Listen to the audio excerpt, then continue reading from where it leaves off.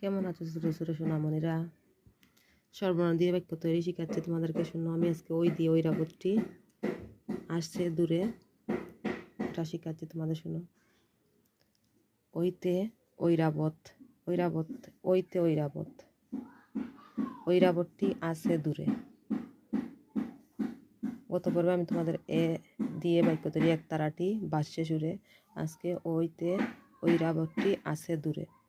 দেখো আবার প্রথম থেকে। ওতে অজগর, অজগর ওই আসছে তেরে, আতে আম, আমটি আমি খাবো পেরে, রসইতে ইঁদুর, ইঁদুর চানা বয়ে মরে,